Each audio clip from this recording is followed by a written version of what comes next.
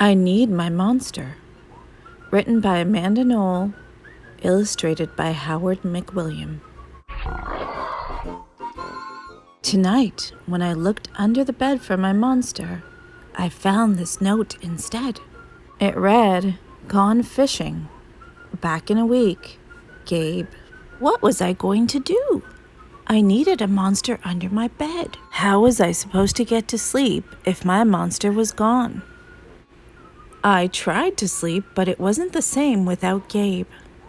I missed his ragged breathing, his nose whistling, and the scrabbling of his uncut claws. How would I ever get to sleep without Gabe's familiar scary noises and his spooky green ooze? It was no use. Gabe would be gone for a week. And I just had to have a monster.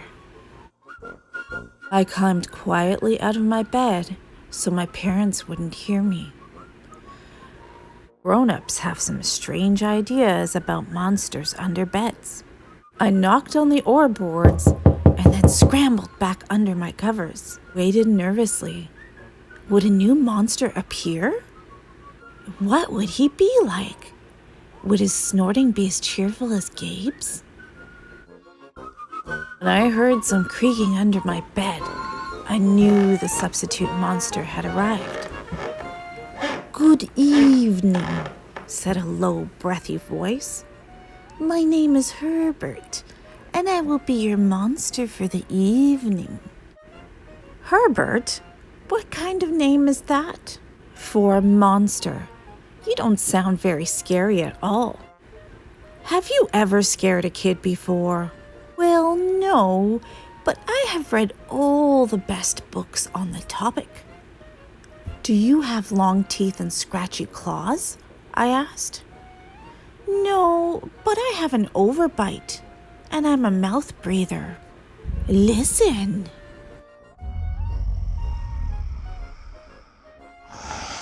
"Listen, Herbert, I'm sorry, I just don't think this is going to work. It's nothing personal, but I just really need a monster with claws."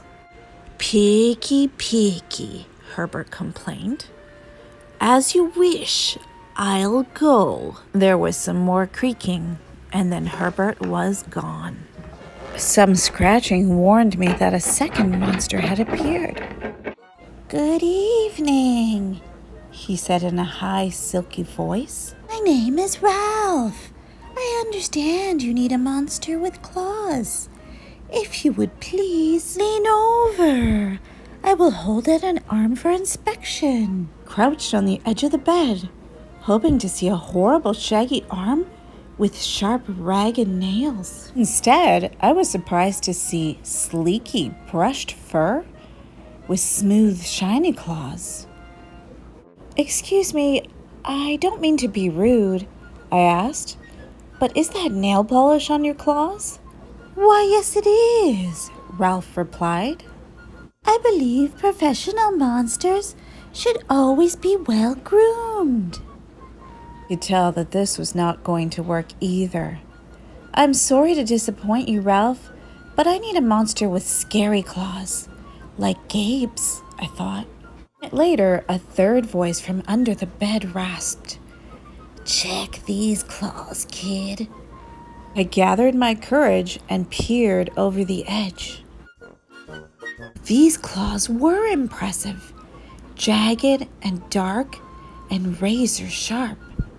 So far, so good. I was a little nervous. "Can you stick out your tail?" I whispered. "Sure, but don't get scared." I peeked through my fingers at the slimy tail slithering over the foot of my bed. That's when I noticed the bow. "Are you a girl monster?" "Of course I am," she snapped. "I'm Cynthia. Do you have a problem with that?" Yeah, I do," I admitted. "I do definitely need a boy monster. Boy monsters are for boys, and girl monsters are for girls. Everybody knows that." "Well, aren't you a picky one?" She sniffed, and then she was gone. Was I being picky? No. I knew that my monster had to be well-clawed and menacing. The whole point of having a monster, after all, was to keep me in bed, imagining all the scary stuff that could happen if I got out. Then I heard a shuffling noise and some slobbering. A fourth monster was under my bed. Hey, the name's Mac. One look at his claws proved that Mac was a big, scruffy boy monster. I shivered. Maybe this one would work out. Those are excellent claws, but do you have a long tail? I leaned over to see. No, my tail is stumpy. Mac slurped. But I do have an unusually long tongue. Why would I be afraid of a long tongue? I asked. Oh, I don't know, he said, trying to sound terrifying. You never know when I might lick you. I fell back on the bed, laughing. Well, if you're not even going to try to work with me, Mac whined. I held in my giggles. I really don't think you should send me away, he warned. Kids who reject 5 monsters in one night. I did not reject 5 monsters tonight, I interrupted. My regular monster went fishing. Fishing, eh? Maybe he left because you're so picky. Fine, I'm out of here. But I wouldn't expect another monster tonight if I were you. Ugh, how was I ever going to get to sleep without my monster? I was surprised to hear more creaking under the bed. Loud creaking, with scratching. I thought no more monsters were going to appear tonight, I said. Sorry I'm late, kid. Phew, it was Gabe. I thought I would enjoy fishing, but I didn't, he explained. Those fish scare too easily. Not a challenge at all. You, however, are challenging, my friend. You're almost too old to be afraid of monsters. You keep me on my toes. Ah, toes. A delicious snack. The bed quivered as Gabe's stomach rumbled with hunger. Now, if you don't mind, I'd like to start the evening with an ominous puddle of drool. I peeked over the edge of the bed. Green ooze spread soundlessly from underneath. Then the bed trembled as Gabe unfurled his spiked tail.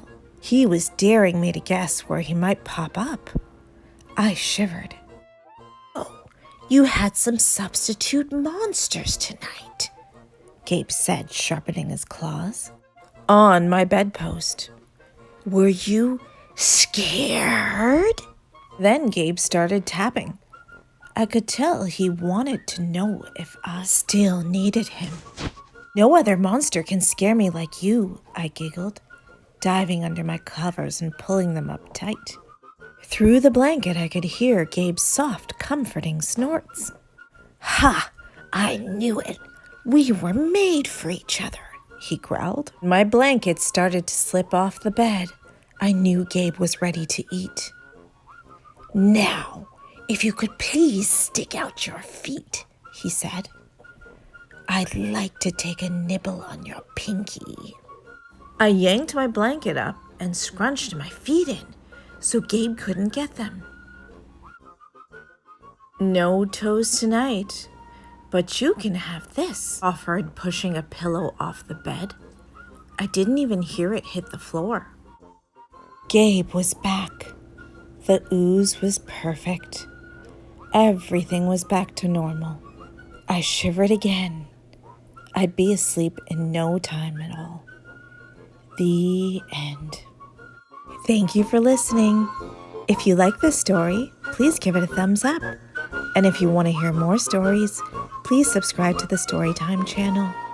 Have a great day.